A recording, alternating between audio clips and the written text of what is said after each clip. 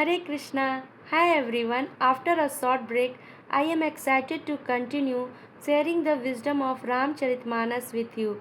Today we will explore how Tulsidas ji shows respect to everyone, gods, demons, and all beings, teaches us valuable life lessons. Let's begin. यहाँ हमने blue pen से mark किया है और यहाँ से ही हम लोग पढ़ना शुरू करेंगे। कुछ ठग साधु का वेश धारण कर लेते हैं तथा उस वेश के कारण जगत उनकी पूजा करता है, किंतु एक ना एक दिन उनका भेद कालनेमी रावण व राहु की तरह खुल जाता है। ये हमारा भ्रम है, चाहे हमारा ये सबके लिए है। ये हम सब लोगों के लिए कहा गया है कि यदि हम सही रास्ते पर हैं, अपना सही से काम कर रहे हैं, तो भी वो दुनिया के सामने आएगा, और हम यदि गलत कार्य कर रहे हैं तो भी वो दुनिया के सामने आएगा। तो सत्य कभी छुपाया नहीं जाता है। तो अगर कोई इंसान गलत कर रहा है तो वो भ्रम में ना रहे कि हमारा ये गलत हमारे दुनिया के सामने, हमारे परिवार के सामने नहीं आएगा। ऐसा हो नहीं सकता है। ओके, तो चलिए फिर आगे पढ़ रहे हैं। कुवेश बना लेने पर भी संत का सम्मान ही होता है, जैसे जगत में जामवान और हनुमान जी का हुआ। बुरे संग से हानि और अच्छे संग से लाभ होता है। लोक और वेद में यह सबको विदित है। हवा का साथ पाकर धूल आकाश पर चढ़ जाती है और वही धूल नीचे की ओर बहते जल के संग से कीचड़ बन जाती है। साधु के घर के तोता मैना राम रटते हैं, राम राम रटते हैं, और दुष्ट के घर के तोता मैना गिन गिन कर गालियाँ देते हैं। आप लोगों को हमने कुछ वीडियो में एक वीडियो बनाई थी, जिसमें हमने इससे पहले वाले की वीडियो में कि हमने बताया था कि जैसा हमारा संगति रहेगा वैसा हम बनेंगे। और यहाँ पर भी रामायण में भी ये उदाहरण दिया गया है ना। बुरी संगति के कारण धुआं कालिख कहलाता है, पर वही धुआं अच्छी संगत से सुंदर स्याही होकर पुराण लिखने के काम में आता है। इतना ही नहीं, वही धुआं जल, अग्नि और वायु के संग में बादल बनकर जगत को जीवन देने वाला बन जाता है। ग्रह, औषधि, जल, वायु, वस्त्र आदि भी कुयोग और सुयोग पाकर संसार में बुरे और भले हो जाते हैं। इस बात को चतुर एवं विचारशील पुरुष ही जान पाते हैं। माह के दोनों पक्षों में उजाला और अंधेरा समान ही रहता है, परंतु विधाता ने इनके नाम में भेद कर दिया है। एक पक्ष को चंद्रमा को बढ़ाने और दूसरे को घटाने वाला समझकर एक को सुयश और दूसरे को अपयश दे दिया है। जड़ और चेतन संसार में जितने जीव हैं, मैं उन सब को राममय जानकर उनके चरण कमलों को दोनों हाथ जोड़कर प्रणाम करता हूँ। तुलसीदास जी सबको प्रणाम कर रहे हैं। सब में भगवान को राममय जानकर मैं देवता, दैत्य, मनुष्य, नाग, पक्षी, प्रेत, पीतर, गंधर्व, किन्नर और निशाचर सबको प्रणाम करता हूँ। अब ये सब मुझ पर कृपा करें। सबको कह रहे हैं कि सब मेरे पे कृपा करें। सबका आशीर्वाद ले रहे हैं तुलसीदास जी। तो आप ये समझ लो कि जब भी आप भगवान से जुड़े रहोगे तो आपके मन में भी यही भावना आएगी। और मुझे यहाँ पे थोड़ा सा आप लोगों को एक भजन के माध्यम से सुनाना चाह रही हूँ कि भगवान को यदि हम सब कुछ समझ लेना तो हमारा मन भी उसी तरह हो जाएगा जैसे तुलसीदास जी का सबके प्रति हो गया है ना।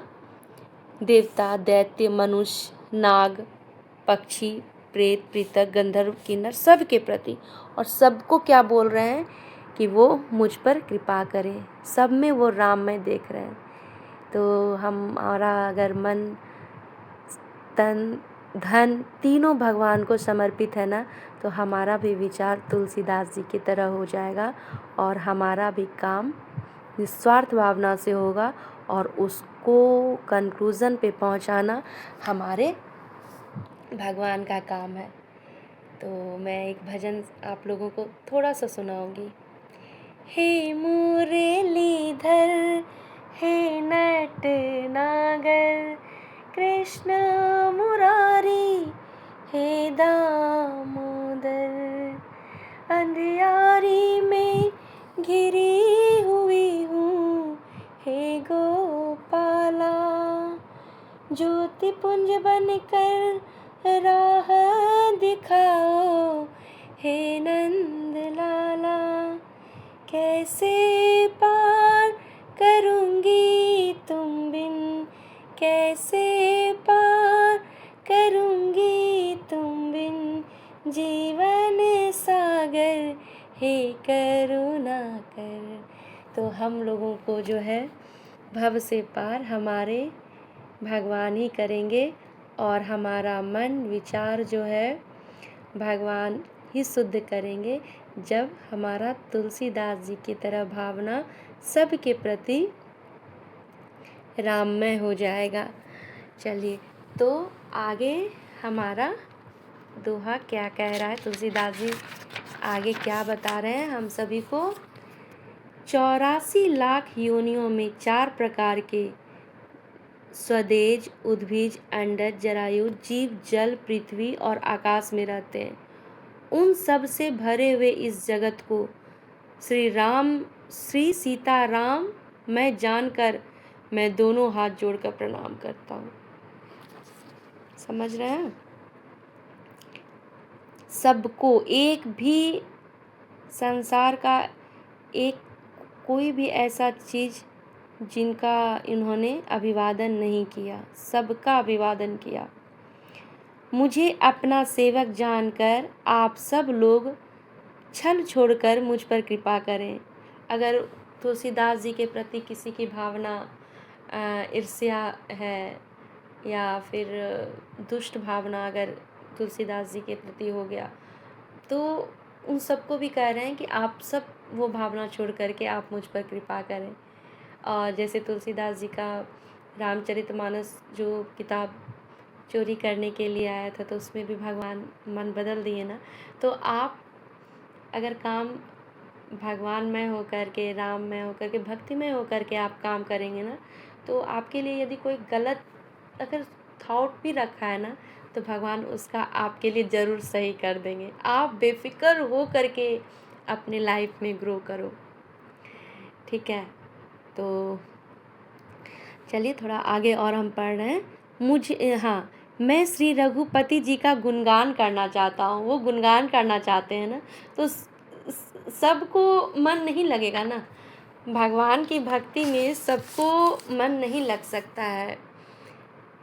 उसी को मन लगेगा, उसी इंसान को मन लगेगा जो किसी के लिए बुरा नहीं सोचता है। लेकिन जो इंसान किसी के लिए थोड़ा ईर्ष्या भावना रखता है, छल प्रपंच करता है, किसी को धोखा देता है, तो लेकिन भगवान की अगर चमत्कार देखना है ना, तो आप देख लेना। आप अपने जीवन में आगे बढ़ो और आपको जिसके लिए लगता है कि ये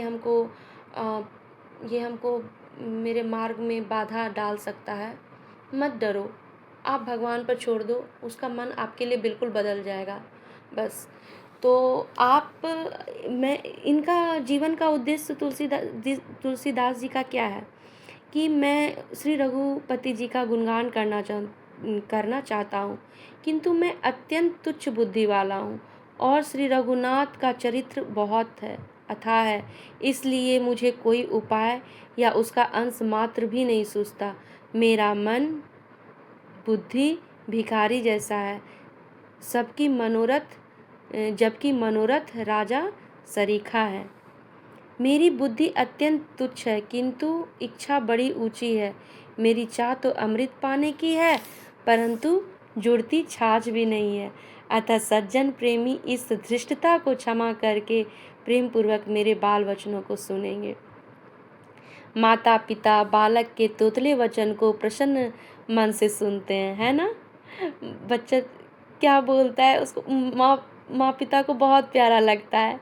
लेकिन किंतु क्रूर कुटिल और बुरे विचार वाले लोग जो दूसरों में दोष देखते हैं, उस पर बालक मतलब अपने बालक पर भी हंसते हैं। तो आप समझ लो, सरस हो या फीकी, अपनी कविता किसे अच्छी नहीं लगती, किंतु दूसरे की रचना को सुनकर हर्षित होने वाले श्रेष्ठ पुरुष जगत में बहुत नहीं है। मतलब आप लाइफ में आगे बढ़ना चाह रहे हैं और कुछ अच्छा करने के लिए आप दिन रात प्रयास कर रहे हैं, तो बहुत कम ही लोग आपको आगे बढ़ने के लिए कहेंगे कि आप आगे बढ़ो, गिव अप मत करो। बहुत कम लोग मिलेंगे। तो इसलिए यहाँ पे ये तुलसीदास जी बोल रहे हैं, हे बंधु, संसार में तालाबों और नदियों के समान मनुष्य ही अधिक है, जो जल पाकर अपनी ही बाढ़ से बढ़ते हैं, अर्थात जो अपनी ही उन्नति से प्रसन्न होते हैं। समुद्र के समान तो पुण्यात्मा कोई विरला ही होता है, जो पूर्ण चंद्रमा को देखकर उमड़ पड़ता है, अर्थात दूसरों को बढ़ते देखकर प्रसन्न होता है। मेरा भाग्य तो छोटा है, जबकि अभिलाषा बड़ी है, परंतु मुझे एक विश्वास है कि इसे सुनकर सज्जन तो सुख पाएंगे, हाँ दुष्ट जन अवश्य मेरी हंसी उड़ाएंगे। तो दुष्ट जन के बारे में वो ऐसा बोल रहे हैं, किंतु दुष्टों के हंसने से मेरा हित ही होगा। कौवे तो कोयल के मधुर कंठ को कठोरी कहा करते हैं, जैसे बगुले हंस और मेढक पपीहे पर हंसते हैं, वैसे ही मलिन आत्मा वाले दुष्ट जन निर्मल वाणी को सुनकर हंसते हैं। ऐसा ही होता है ना, जो ना कविता के रसिक हैं और ना ही जिनका राम जी के चरणों में स्नेह है, उनके लिए भी यह कविता सुखद हास्य रस देने वाली होगी। पहले तो यह भाषा की रचना है, दूसरी मेरी बुद्धि भोली है, इससे यह हंसने योग्य है, उनके हंसने में कोई दोष नहीं है। जिनके पास ना तो अच्छी समझ है, ना ही जिनको प्रभु के चरणों में प्रेम ही है, उन्हें सुनने में यह कथा फीकी लगेगी। वो बोल दिए कि उन्होंने कह दिया कि ये कथा जिनको पास ना तो समझ है और ना ही प्रभु चरण में प्रीति है, तो ये कथा में उनको रुचि नहीं लगेगी। किंतु जिनकी श्री विष्णु और शंकर जी के चरणों में प्रीति है और जिनकी बुद्धि कुतर्की नहीं है, जो श्री हरि और हर में भेदभाव नहीं करते, उन्हें श्री राम जी की यह कथा मधुर लगेगी। तो यहाँ पे तुलसीदास जी सबके बारे में बता दिए हम लोगों को कि कैसे कैसे हमारे जीवन में लोग आएंगे और हमारे काम में बाधा पहुंचाएंगे। तो आप पूर्ण तरीके से भगवान पे विश्वास करके अपने सपने को पूरा करो, आगे बढ़ो, और कोई भी आपका बाल बांका नहीं कर सकता है। तो बताना आज का आपको ये वीडियो कैसा लगा। अगर आपको आज का वीडियो अच्छा लगा तो लाइक करना, शेयर करना और सब्सक्राइब करना। हरे कृष्णा।